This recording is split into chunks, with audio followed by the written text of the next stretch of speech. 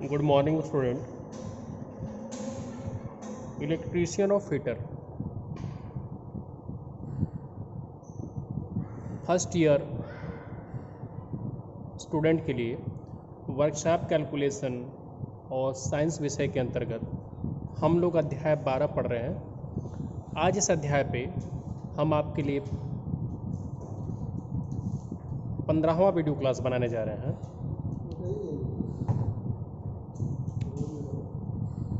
Video class की संख्या थोड़ी ज़्यादा इसलिए हो जा रही है कि हम ये ख्याल रखते हैं कि कोई भी वीडियो 20 मिनट से ज़्यादा लंबा न बने,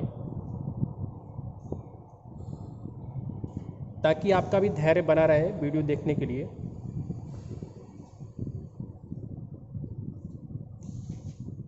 तो इस अध्याय में अभी तक हमने विभिन्न ज्यामितीय आकृतियों की क्षेत्रमिति के बारे में पढ़ा, जिसमें हमने विभिन्न ज्यामितीय आकृति जो भी आपको पढ़ाया गया उसके प्रॉपर्टी और उसकी तरह मिलती हुई किसी अन्य आकृति से अंतर क्या है ये सीखा।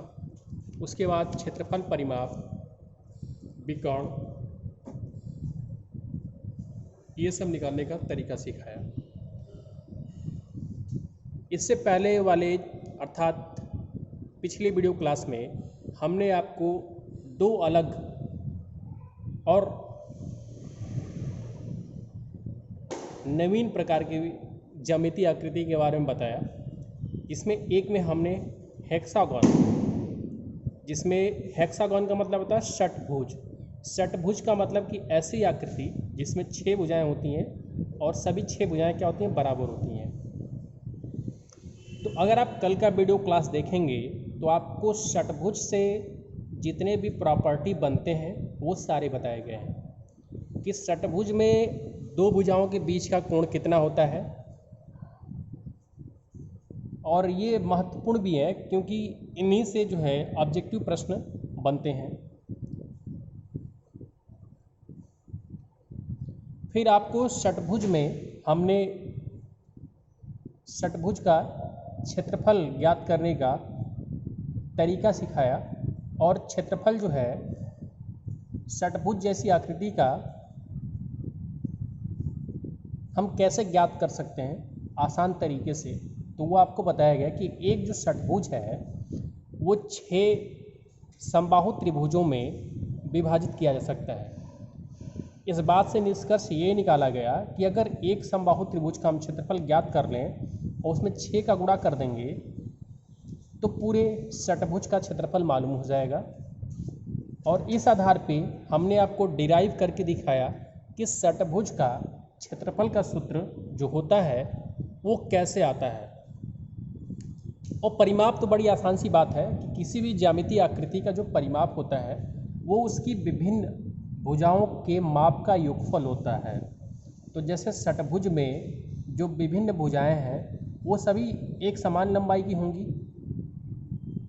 तो इसका मतलब ये है कि अगर एक भुजा का माप हमें पता है और उसमें 6 का गुणा कर दें तो हमें परिमाप पता चल जाएगा। तो षटभुज का आपको परिमाप का सूत्र बताया गया। उसके साथ ही साथ एक षटभुज में आपको 2 समांतर भुजाएं दिखाई देंगी। तो उन 2 समांतर भुजाओं के बीच की दूरी कितनी होगी ये ज्ञात करने का तरीका सिखाया गया कि बीच की दूरी, जिसको हम शॉर्ट भाषा में DAF बोलेंगे। DAF का मतलब होता है डिस्टेंस अक्रॉस फ्लैट, मतलब कि जो फ्लैट लाइनें हैं उनके बीच की दूरी। तो इसका आपको सूत्र बताया गया था कड़ी में 3A, distance across flat lines कड़ी में 3A के बराबर होता है। और डिस्टेंस अक्रॉस कॉर्नर, कोनों के बीच की दूरी जो होती है वो 2A के बराबर होता है, जहाँ पे A क्या होता है, षटभुज की भुजा। अब इसी पे हम असाइनमेंट हल करते हैं। आज का जो हमारा असाइनमेंट होगा वो based on hexagon and ellipse होगा। मतलब आज के असाइनमेंट में हम हेक्सागन और इलिप्स पे, केवल हेक्सागन और इलिप्स से बने हुए प्रश्नों को हल करेंगे। तो पहला प्रश्न ये है कि एक नियमित षटभुजाकार पार्श्व आकार की रॉड जिसकी भुजा 7.5 सेंटीमीटर है का क्षेत्रफल ज्ञात करें। अब आपको ये रॉड दिखाई दे रही है, तो ये रॉड का जो किनारा है वो किस आकार का है? षटभुज के आकार का है। इसी को हम क्या बोलते हैं? क्रॉस सेक्शन बोलते हैं, अर्थात पार्श्व का एरिया। और ये जो क्रॉस सेक्शन है इसमें प्रत्येक भुजा कितने की है? 7.5 सेंटीमीटर की है। तो पूछा जा रहा है कि इस क्रॉस सेक्शन का क्षेत्रफल कितना होगा। तो ये जो क्रॉस सेक्शन है, इस रॉड का क्रॉस सेक्शन है, ये षटभुज के आकार का है और इस षटभुज की हमें भुजा भी मालूम है, तो इसका हम क्षेत्रफल षटभुज के क्षेत्रफल की सहायता से ज्ञात कर लेंगे। और षटभुज का क्षेत्रफल क्या होता है? 6 गुणे कड़ी में 3/4 भुजा का वर्ग। अब भुजा कितनी है? 7.5, तो 6 गुणे कड़ी में 3/4 गुणे 7.5 सेंटीमीटर का वर्ग। तो 7.5 सेंटीमीटर का जब वर्ग करेंगे तो कितना हो जाएगा? 56.25 सेंटीमीटर स्क्वायर। और गुणा क्या रहेगा? 6 कड़ी में 3/4। जब ये पूरा गुणा करेंगे 56.25 में गुणा करेंगे कड़ी में 3 का और उसमें गुणा करेंगे 6 का। कड़ी में 3 का मान यहाँ पे आप 1.732 ले सकते हैं, क्योंकि कड़ी में 3 का वर्गमूल कितना होता है? 1.732। तो ये गुणा करने पे कितना आएगा? 584.55 सेंटीमीटर स्क्वायर, और नीचे बटे में 4 था ही। तो जब 584.55 सेंटीमीटर स्क्वायर में 4 का भाग करेंगे तो ये हमारा उत्तर कितना आएगा? 146.1375 सेंटीमीटर स्क्वायर। तो ये हमारा जो रॉड दिया गया है उसके पार्श्व का क्षेत्रफल होगा, अर्थात क्रॉस सेक्शन का क्षेत्रफल 146.1375 सेंटीमीटर स्क्वायर।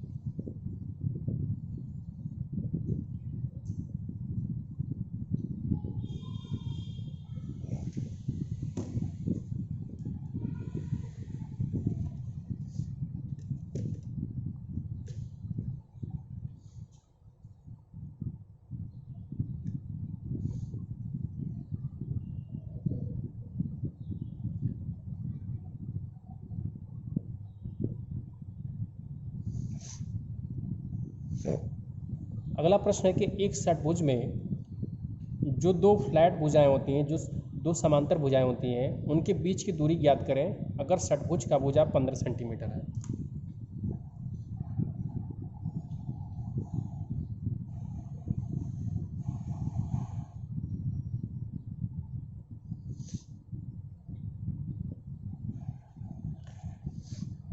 तो ये हमने एक षटभुज का आकार बना लिया है, षटभुज जैसी आकृति बना ली है, और ये 2 फ्लैट भुजाएं हैं, 2 समांतर भुजाएं हैं। इनके बीच की दूरी क्या है? AE। और AE किसके बराबर होगा? AE जो है H के बराबर होगा। और इस षटभुज की प्रत्येक भुजा 15 सेंटीमीटर की है, जिसको हमने ED को दिखाया 15 सेंटीमीटर, तो CD भी कितना होगा? 15 सेंटीमीटर, और BC भी कितना होगा? 15, AB भी कितना होगा? 15। इसी प्रकार से AF की भी लंबाई 15 होगी और FE की लंबाई भी 15 सेंटीमीटर होगी। तो ये षटभुज की 6 भुजाएं हैं जिसमें से प्रत्येक 15 सेंटीमीटर की है। और ये जो है आपकी 2 फ्लैट भुजाएं हैं, पहली एक भुजा AB है, दूसरी भुजा ED है। तो AB और ED के बीच की दूरी पूछा जा रहा है, जिसको हम क्या बोलते हैं? DAF। DAF का मतलब होता है डिस्टेंस अक्रॉस फ्लैट, मतलब 2 फ्लैट भुजाओं के बीच की दूरी। और जैसा कि चित्र में षटभुज दिखाया गया है, समांतर भुजाओं के बीच की दूरी जो है वो AE है, और उसको हम H बोलते हैं या DF बोलते हैं। और AE कितना होता है? कड़ी में 3 गुणे भुजा। भुजा किसकी? षटभुज की भुजा। तो कड़ी में 3, भुजा का मान कितना है? 15 सेंटीमीटर। कड़ी में 3 की जगह पे 1.732 रख देंगे और 15 सेंटीमीटर का गुणा कर लेंगे, तो AE का मान कितना आएगा? 25.98 सेंटीमीटर। तो AE का मान कितना आ गया? 25.98 सेंटीमीटर। तो जितना AE होगा उतना ही H भी होगा, क्योंकि H भी तो 2 फ्लैट भुजाओं के बीच की दूरी ही है, और AE भी 2 फ्लैट भुजाओं के बीच की दूरी ही है। तो इसका मतलब ये हो गया कि डिस्टेंस अक्रॉस फ्लैट कितना होगा? 25.98 सेंटीमीटर। तो ये आपका आंसर हो जाएगा।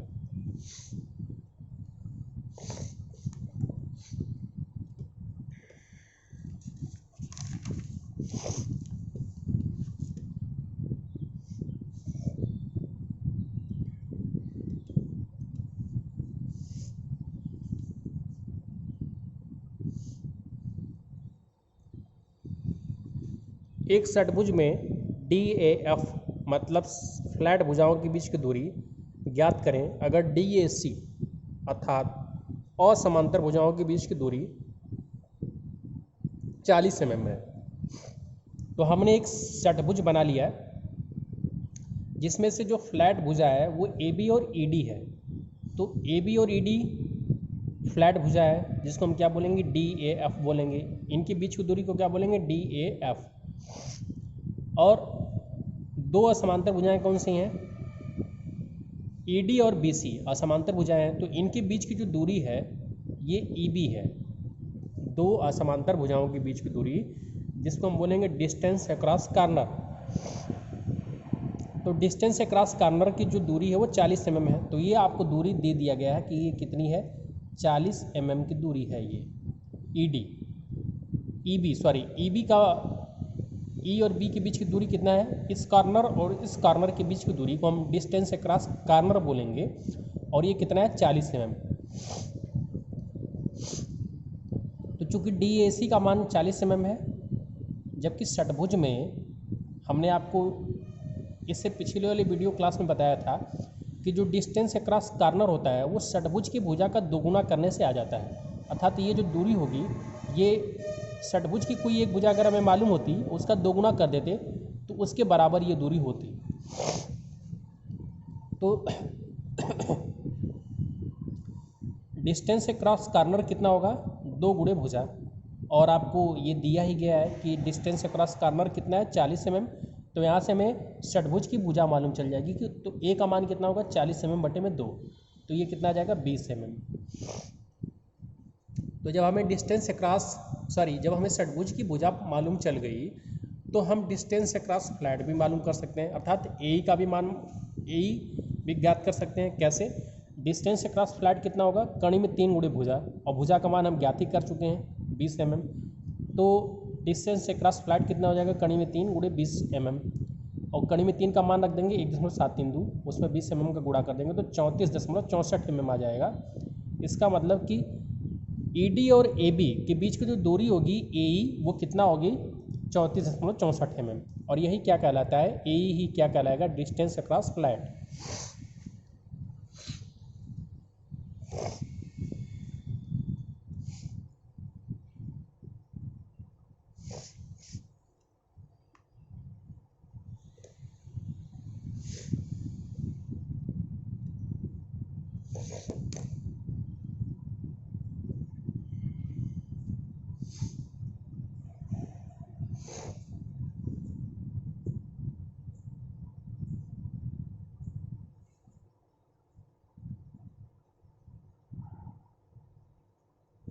अगला जो क्वेश्चन है बहुत ही बढ़िया सा प्रश्न है कि पूछा जा रहा है कि किसी वृत्त में जिसकी त्रिज्या 10 सेंटीमीटर है में खींचे गए बड़े से बड़े षटभुज का क्षेत्रफल क्या होगा। तो मान लीजिए कि ये एक सर्किल है जिसका सेंटर क्या था O, तो इसमें हम बड़े से बड़े जो षटभुज को ड्रा कर सकते हैं उसका क्षेत्रफल क्या होगा। तो इससे हम षटभुज तो छोटा से छोटा भी ड्रा कर सकते थे, उससे बड़ा भी ड्रा कर सकते थे, लेकिन इस वृत्त में जो सबसे बड़ा षटभुज बन सकता है उसका क्षेत्रफल क्या होगा। तो ये जो हमने षटभुज बनाया है ये ऐसा षटभुज है कि इस वृत्त में इससे बड़ा षटभुज नहीं हो सकता है। इसका मतलब कि अगर हम इस षटभुज का क्षेत्रफल मालूम कर लें तो यही जो षटभुज होगा इस वृत्त के लिए बड़ा से बड़ा षटभुज होगा।